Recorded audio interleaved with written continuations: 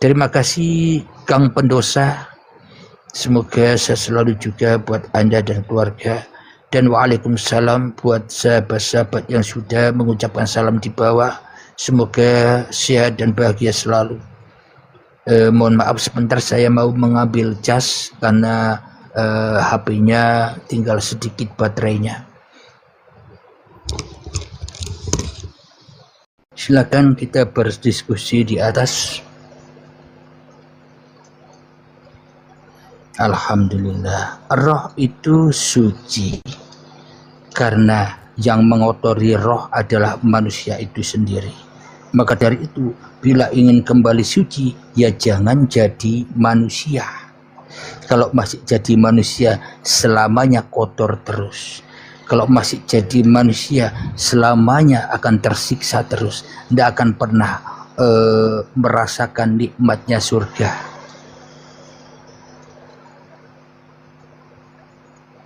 Alhamdulillah, terima kasih Kang Pendosa. Di sini saya tidak menggurui, tapi di sini kita belajar bersama.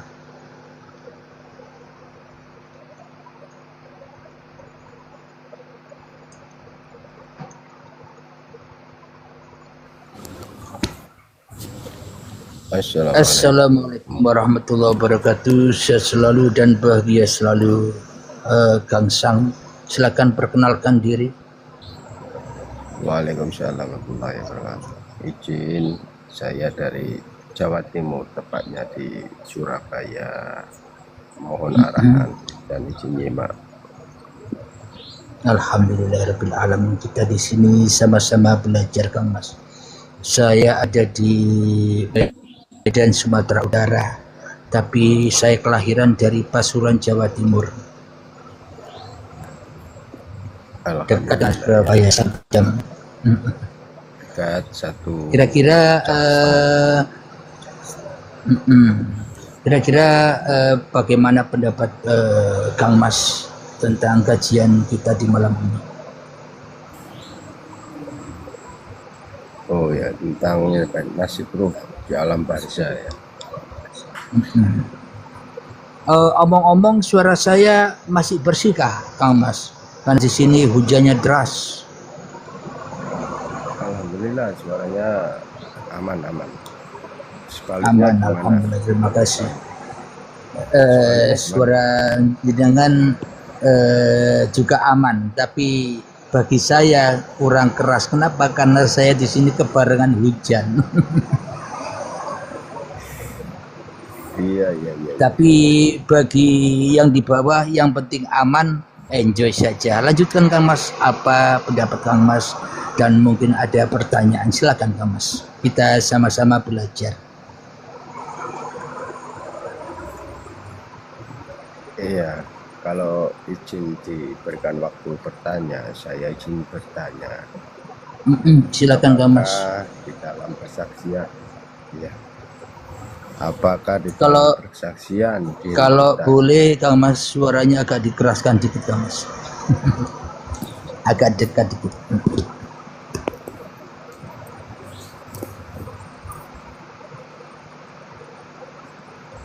Apakah persaksian diri kita secara keutuhan lahir dan batin itu ada batasannya? Tentu di saat saya tertidur, saya nggak bisa merasakan nafas saya, dan saya tidak melihat gerakan tubuh saya. Bahkan saya nggak bisa menyaksikan mimpi saya saat saya nggak bermimpi. Artinya dalam kondisi tertentu persaksian saya itu nggak ada. Apakah persaksian dalam diri itu terbatas? Sudah kan? Sudah Kang Mas. Alhamdulillah. Kesaksian diri pada manusia itu memang masih terbatas bila yang merasa menyaksikan masih manusianya. Karena sesungguhnya manusia itu tidak bisa menyaksikan apa-apa. Bahkan manusia tidak pernah tahu bahwa dirinya adalah manusia. Ya tidak?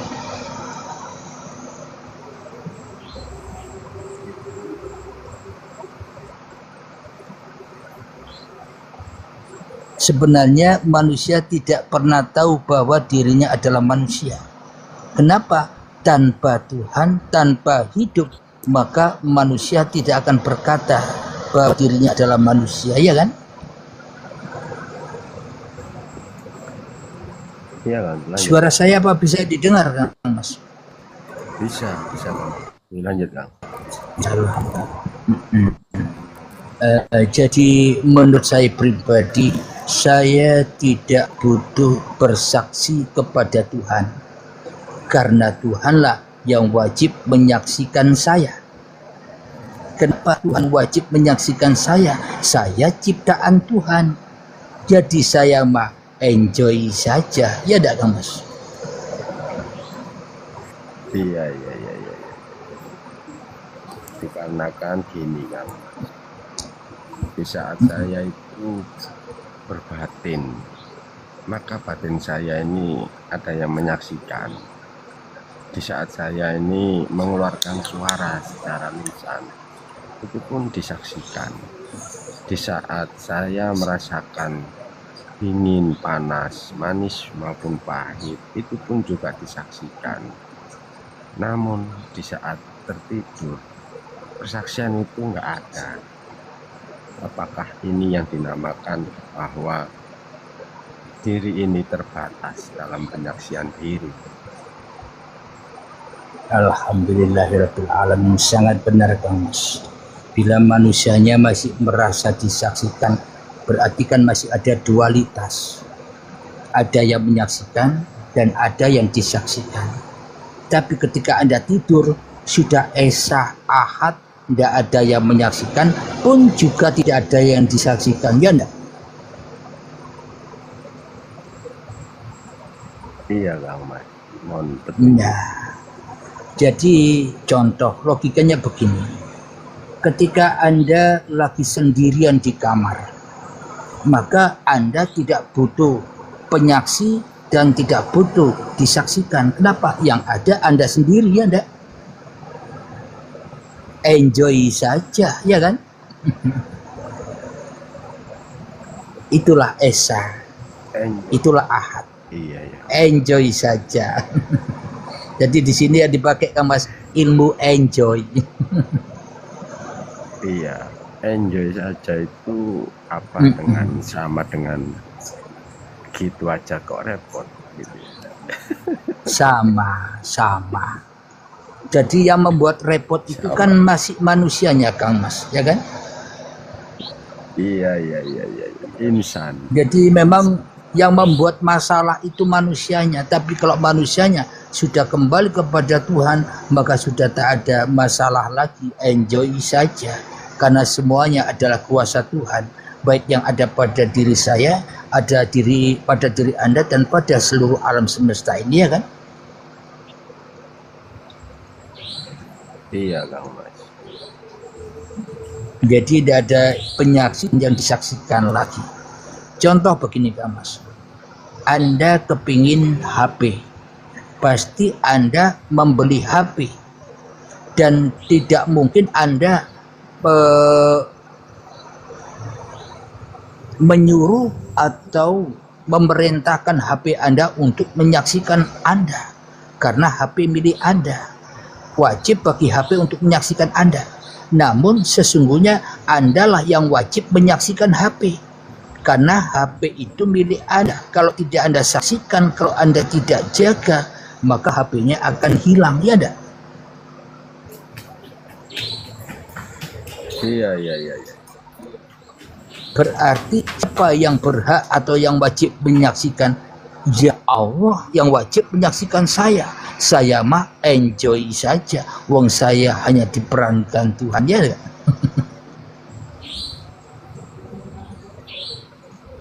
Bisa dipahami Kang Mas? Iya Kang Mas.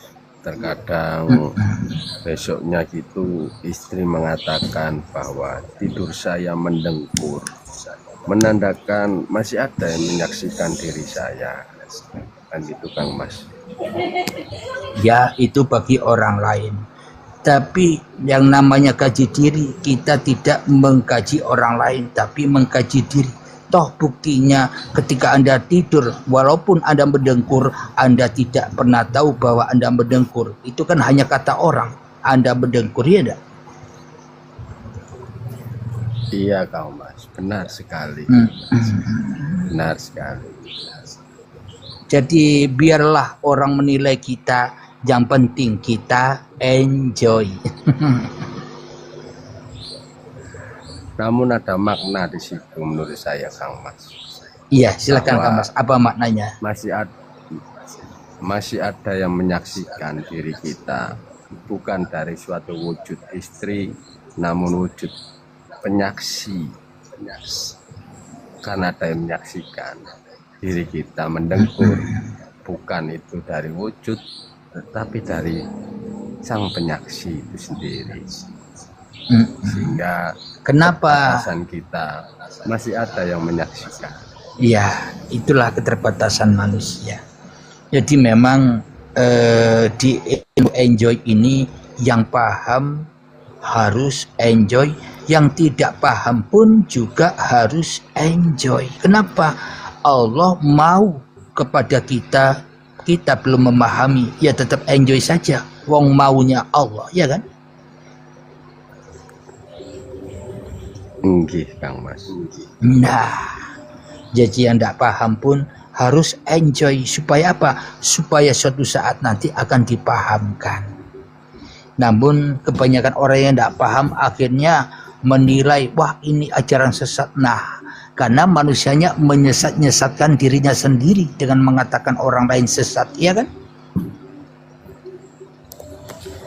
Iya Kang Mas. Silakan, apalagi Kang Mas yang mau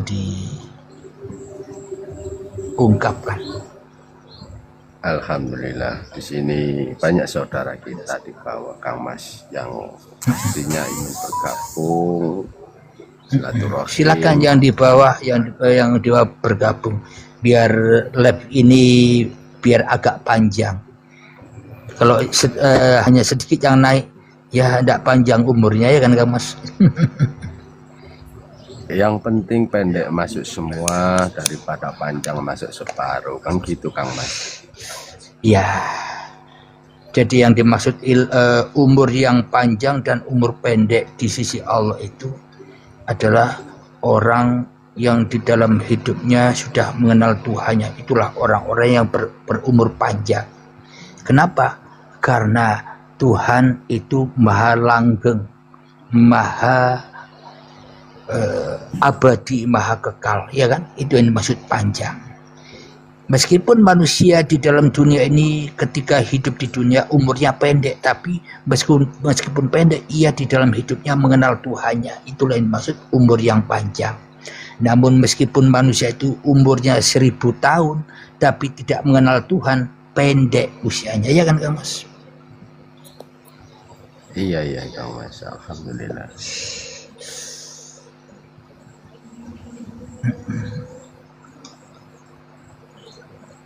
Sudah enjoy Kang Mas. Sudah tenang sudah. Alhamdulillah Kang Mas, alhamdulillah. Karena sudah tak ada batasan lagi antara manusia dan Tuhan. Itulah yang membuat manusia bisa tenang. Karena sudah tak ada batasan lagi antara dunia dan akhirat. Itulah manusia bisa enjoy. Ya kan Kang Mas? Betul Kang Mas, ibarat bendera naik ke atas tiang gitu Kang Mas.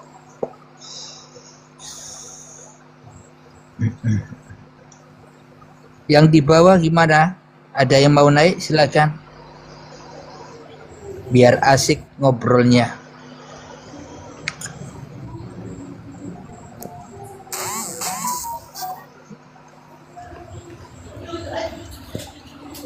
Nasib roh di alam barzah. Maknanya nasib manusia di dalam kehidupan ini. Yang nunggu-nunggu ketemu Tuhan. Karena bila tidak ketemu Tuhan, hidupnya akan sengsara. Jadi pengemis terus, ya kan Kang Mas?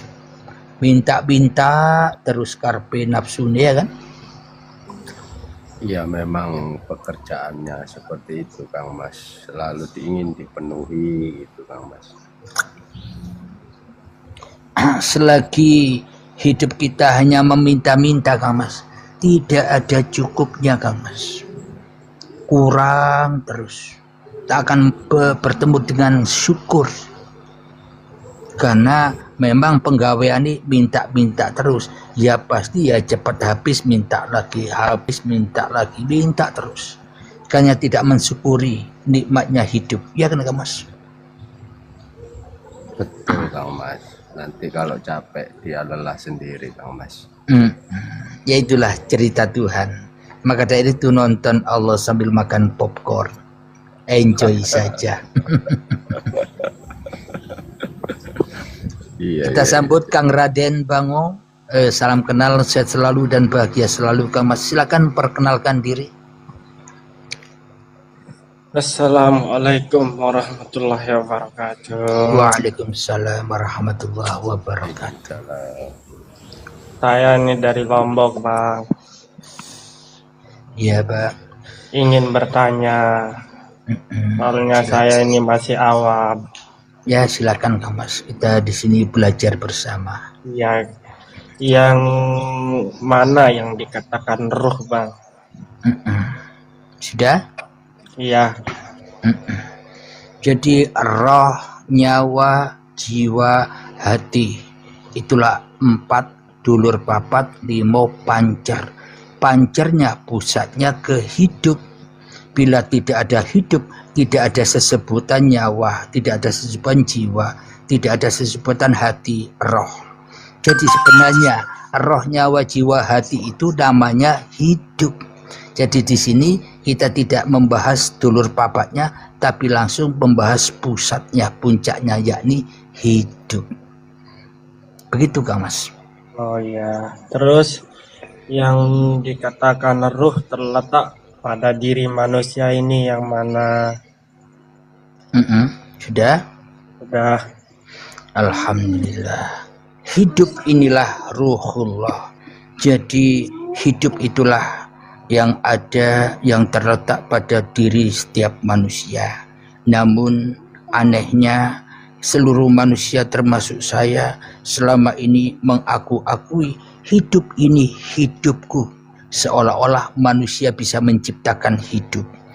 Setelah hidup diaku-akui, mengaku lagi badan ini badanku, seolah-olah manusialah yang menciptakan badan. Itulah yang dimaksud buah khuldi, buah yang terlarang untuk dimakan oleh manusia. Jadi sehingga manusia makan buah khuldi, apapun yang dikerjakan oleh manusia, baik itu ibadah, sholat, zikiran, bila masih manusianya, ya semuanya akan terbakar. Apa makna terbakar? Pasti diaku-akui, aku yang sholat, aku yang zikir, aku yang ibadah, hancur sudah. Tidak bisa dibuat bekal menuju Allah, ya kan? Iya, terus yang dikatakan aku itu biar saya nggak merasa aku kayak gimana, Kang Mas? Gimana Kang Mas? Pertanyaannya? Ini kan contoh kecil kan, saya ini kan masih awam. Ya, bagaimana caranya saya mengaku tapi bukan diri saya, bukan jasad saya yang mengaku? Lantas dengan cara apa? Sudah? Sudah. Syaratnya yang mengaku ya hanya Tuhan itu sendiri. Manusianya berarti apa? Agar manusia tidak mengaku mutu qabla antal maut. Jadi manusianya harus mati dulu baru Tuhan mengaku innani anallah. Jadi bila Tuhan yang mengaku, maka manusianya sudah tak berlaku lagi, alias enjoy saja. Lanjut Kang Mas. Boleh saya bertanya agak atas sedikit Kang Mas? Silakan Kang Mas, bebas ini, sama-sama belajar. Biar saya tahu kan. Kayak ibarat saya bertanya, Ini kan yang dikatakan, mana yang dikatakan Sidratul Muntaha yang ada terletak pada diri manusia. Sudah? Sudah Kang Mas. Alhamdulillah. Sidratul Muntaha itu ketika para setan mau sujud kepada Adam. Jadi Sidratul Muntaha itu ketika manusianya rela, ridho, menyatakan bahwa sebenarnya diri manusia itu tidak ada. Maka yang ada hanyalah Tuhan. Itulah yang dimaksud Sidratul Muntaha, kesadaran. Begitu Kang Mas. Ya, saya paham. Ya, nah posisi Sidratul Muntaha yang terletak di jasad ini di area mana maksud saya? Alhamdulillahirabbil alamin. Bila masih kemanusiaan, ya tidak akan pernah tahu. Jadi yang tahu area mana itu ya hanya pencipta. Bila hanya Tuhan yang tahu atas diri manusia, bagaimana mungkin manusia masih ingin cari tahu? Ya semakin tenggelam manusianya di dalam kemanusiaannya. Maka dari itu biar Tuhan yang tahu, kita mah enjoy saja. Lanjut Kang Mas. Ya, cuma itu aja kan. Seandainya saya gini lah contoh kecil kan, apakah dia yang dikatakan Sidratul Muntaha itu terletak pada mulut kah, atau hidung kah, atau telinga? Yang itu ya saya maksud Kang Mas. Oh, alhamdulillah. Sidratul Muntaha itu adalah hidup yang menghidupi manusia. Ya letaknya ya di seluruh manusia, di pendengarannya, di penglihatannya, di rasanya, di seluruh manusia. Kenapa? Karena hidup itulah Allah. Jadi kalau masih hidupnya manusia, manusia sibuk mencari-cari itu hingga hidupnya dihabiskan hanya untuk mencari-cari. Tidak ketemu-ketemu, ya kan Kang Mas? Ya, syukur alhamdulillah. Sedikit pengetahuan saya. Terima kasih Kang Mas. Sama-sama belajar Kang Nah, Mas. ini juga Kang Mas. Dan pas Nabi Muhammad Shallallahu Alaihi Wasallam naik ke Sidratul Muntaha. Nah, yang bikin saya jadi penasaran, dia menggunakan apa naiknya ke Sidratul Muntaha bertemu dengan Sang Maha Pencipta, Kang Mas? Sudah? Sudah. Alhamdulillahirabbil alamin. Menurut bayangan khayalan manusia, ya pasti yang dipahami manusia ya kemanusiaan Nabi Muhammad. Sehingga manusia menghayal-hayalkan Nabi Muhammad pergi Isra Mi'raj dari Mekah ke Yerusalem dan naik ke langit 7 seolah-olah itu perjalanan raga. Padahal kalau perjalanan raga, bagaimana mungkin Nabi Muhammad dioperasi hatinya? Kalau itu perjalanan raga, pasti yang dioperasi langit-langit, ada meteor, ada mendung yang harus disingkirkan. Itu yang dioperasi kalau perjalanan raga. Tapi kenapa kok mau Isra Mi'raj menuju Sidratul Muntaha yang dioperasi hatinya? Berarti sifat fahsya wal mungkar, keakuan Nabi Muhammad itulah yang dibersihkan di dalam hatinya. Sehingga Nabi Muhammad bisa menembus langit 7. Apa langit 7 itu? Nabi Muhammad menyerahkan kudrat Tuhan, kudrat manusianya menjadi kudrat Tuhannya, menyerahkan irodah manusia menjadi irodah manusianya, menyerahkan ilmu manusianya menjadi ilmu Tuhannya, menyerahkan hidup manusianya menjadi hidup Tuhannya, menyerahkan menyerahkan pendengaran manusianya menjadi pendengaran Tuhan, penglihatan manusia menjadi penglihatan Tuhannya, kalam manusianya menjadi kalam Tuhannya. Itulah yang dimaksud Sidratul Muntaha. Sehingga teraplikasi, Muhammad bukan kamu yang melempar, tapi akulah yang melempar. Muhammad enjoy saja, biar aku yang menguasaimu. Itulah yang dimaksud Sidratul Muntaha, kesadaran kamu. Bisa dipahami? Alhamdulillah bisa. Nah, terus kan banyak cerita dongeng yang bercerita tentang perjalanan Nabi Muhammad Shallallahu Alaihi Wasallam Allahumma salli wa sallim alaihi wa ala alihi. Sidratul Muntaha dengan menggunakan buruk. Nah, itu yang belum saya ceritakan. Cerita di balik semua itu benar atau hanya fiktif cerita belaka saja, Kang Mas? Alhamdulillahirabbil alamin. Itu semua khayalan manusianya. Makanya Islam kan datang dari Timur Tengah. Ya. Jadi Timur Tengah itu biasanya orangnya itu menghayal semua. Akhirnya jadi cerita hayalan. Padahal yang dimaksud kendaraannya buruk itu apa? Berkah hati, hidup, nyawa, atau hidup yang barokah, hidup yang ada di sisi Tuhannya. Itu yang dimaksud buruk itu, berkah, barokah, hidup yang barokah, hidup yang selalu dikuasai oleh Tuhan, hidup yang selalu memakai pendengaran Tuhan, penglihatan Tuhan. Itu yang dimaksud buruk, Kang Mas. Bukan buruk-buruk seperti kuda berwajah cantik, ya kan? Iya, terus bersayap. Selama ini kan kita mendengar cerita-cerita khayalan, Kang Mas, tidak mendengar cerita-cerita hati, ya kan? Iya. Terus kan ini, Kang Mas, ketika penyampaian Nabi Muhammad Shallallahu Alaihi Wasallam berjumpa dengan Sang Maha Pencipta, lantas apakah pembahasan Nabi Muhammad Shallallahu Alaihi Wasallam dengan Sang Pencipta? Sudah, Kang Mas. Alhamdulillah. Dikabarkan ketika Nabi Muhammad sudah ketemu dengan Sang Pencipta, tidak ada yang dibicarakan, menang, enjoy, ya enggak? Jadi bagi Nabi Muhammad membawa oleh-oleh sholat, namun bagi saya pribadi oleh-olehnya enjoy. Apa maknanya sholat itu?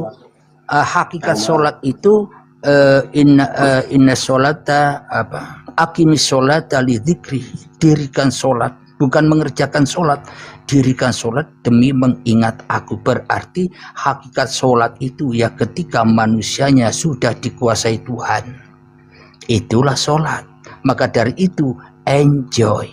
Kenapa? Allah penguasa manusia, ya kan? Iya, iya. Ada yang ditanya lagi, Mas? Apa jawaban saya bisa diterima? Alhamdulillah, saya terima, Kang Mas. Alhamdulillah. Soalnya begini, Kang Mas, biar saya tidak biar tidak banyak beban pikiran di kepala saya ini, bolehkah saya bertanya lebih lanjut? Monggo dilanjut. Silakan. Untuk abang-abangku yang lain kira-kira diperkenankan pertanyaan ini dilanjut, yang di atas Sang Wakil dan Bang Nanang diperkenankan. Lanjut. Alhamdulillah. Silakan, Kang Mas. Bos, gimana ini, Bos? Nggih, Kang Mas Nana. Silakan dilanjut, Bang Raden. Iya. Kita belajar bersama. Mana yang dikatakan Zahtul Buhti, Kang Mas? Kalau boleh tahu apa arti dari itu, Kang Mas? Bahasa Indonesianya. Jangan pakai bahasa Arab karena saya bukan orang Arab. Kurang tahu saya, Kang Mas, maka dari itu saya bertanya biar saya tahu. Soalnya kan banyak saya dengar di sini di kalangan saya ini kan, tapi saya dalam arti kurang pergaulan saya. Makanya saya bertanya, sudah sekian bulan sudah ini jadi PR dalam hidup saya, tapi saya bertanya itu belum tepat mungkin dipertemukan sama Sang Pencipta. Mungkin sekarang saya dikasih penjelasan. Jadi Kang kalau Mas mau saya bertanya tentang bahasa Arab itu, Kang Mas harus tahu artinya dulu agar bisa nyambung. Karena kita ya bukan Kang. orang Arab, Kang Mas. Iya, iya. Kalau boleh yang dibawa, apakah tahu apa namanya Kang Mas tadi? Zatul Buhti. Zatul Buhti. Kira-kira Ya, kalau yang dibawa tahu silakan apa terjemahannya itu? tolong penjelasannya yang di bawah biar saya tahu. Cari di Google Zatul Buhti. Ya maklumlah saya orang Indonesia. Sama saya pun juga masih awam, Kang Mas. Jadi memang itu hanya istilah-istilah saja, Kang Mas. Maknanya kalau menurut saya mungkin hidup yang langgeng, zatullah itu maknanya.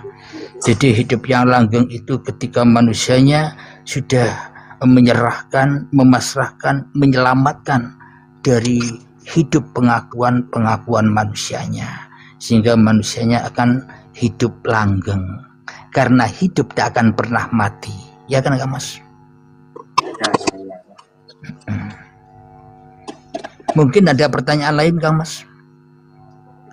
Yang gini Kang Mas, kayak Kang Mas tadi kan, antal qoblatul maut, matikan dirimu sebelum engkau mati. Terus bagaimana caranya mematikan diri ini sebelum diri ini mati? Alhamdulillahirabbil alamin. Kita sambut dahulu Kang Mas Bang Bung Hidden. Salam kenal, sehat selalu dan bahagia selalu. Perkenalkan diri.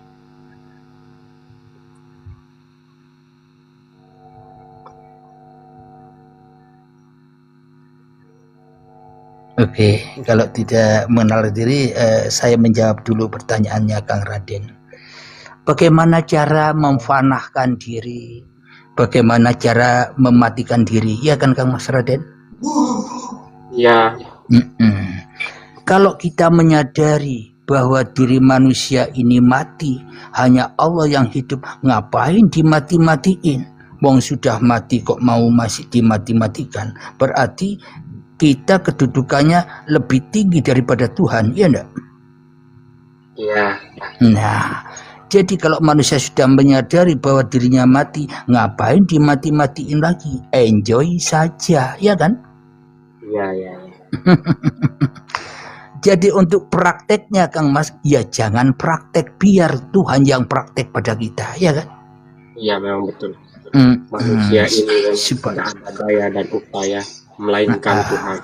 Nah, maka dari itu di kajian YouTube Uripe Allah ini, kajiannya dari atas, kajiannya dari Tuhan sendiri, sehingga manusia disirami dengan ma'ul hayat, mudah dipahami. Namun kalau pembahasannya lewat bawah, lewat kemanusiaan, selamanya tak akan pernah sampai dan tak akan pernah memahami. Ya kan Kak Mas? Iya, iya. Memang betul-betul. Mungkin ada tambahan sang wakil dari Surabaya, silakan Kak Mas. Biar tidak enjoy saja, diam saja. Biar kita lanjut enak ngobrol. Iya, mematikan diri itu kan bahasanya kan macam-macam. Ada yang mengartikan bahwa mematikan berarti tidak hidup. Tapi bukan mematikan, tapi mengendalikan jiwa. Jiwa yang mana? Yaitu sifat yang selalu ingin dipenuhi, sehingga dia harus bisa dikendalikan, direndahkan, atau gak direken bahasanya Jawanya itu, sehingga dia tidak, makanya ada puasa, itu tujuannya untuk itu, pengendalian sifat. Seperti halnya Nabi Musa memandang gunung sehingga gunung meletus, itu ibaratnya seperti itu. Terlalu besar jiwa ini memang diadakan untuk selalu ingin dipenuhi, sehingga harus bisa untuk dikendalikan. Di saat Nabi Musa memandang gunung meletus, maka Nabi Musa pingsan. Setelah itu terbangun dan mengatakan, aku orang yang beriman yang pertama kepadamu. Artinya di saat bisa mengendalikan sifatnya, maka dialah yang baru pertama kali beriman. Dan itu pun juga buat diri kita sendiri sama saja. Di saat kita bisa mengendalikan diri atau sifat, maka itulah beriman. Yang dimaksud dengan mematikan itu seperti itu. Oh, jadi begitu ya Kang Mas. Syukur alhamdulillah. Kok nggak salah deh susu? Dari mana Kang Mas?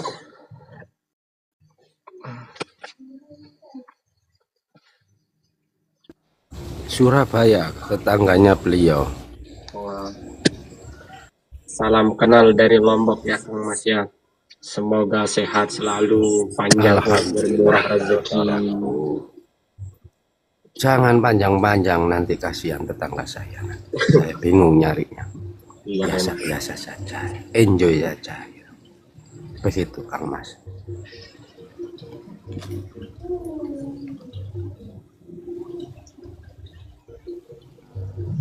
Alhamdulillah. Wah, sudah pada enjoy rupanya. Yang di bawah silakan naik. Karena kalau tidak naik ini semuanya diam, enjoy sudah. Sudah ke Sidratul Muntaha, ya kan Kang Raden? Iya. Biar nggak tersesat, kayak ibarat air di dalam baskom, biar tidak di sana, biar ada pengaliran. Kan begitu Kang Mas kan? Iya.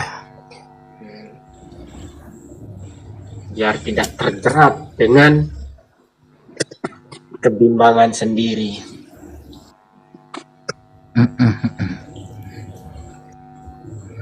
Ini ada tamu kita lagi yang siapa? baru hadir ini.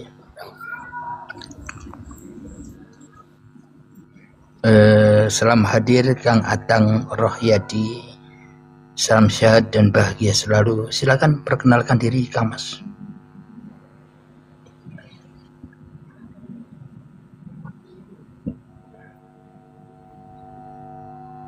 Kang Atang.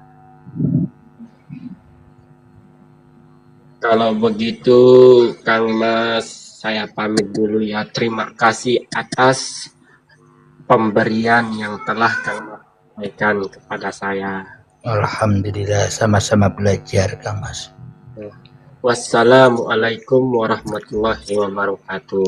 Waalaikumsalam warahmatullahi wabarakatuh.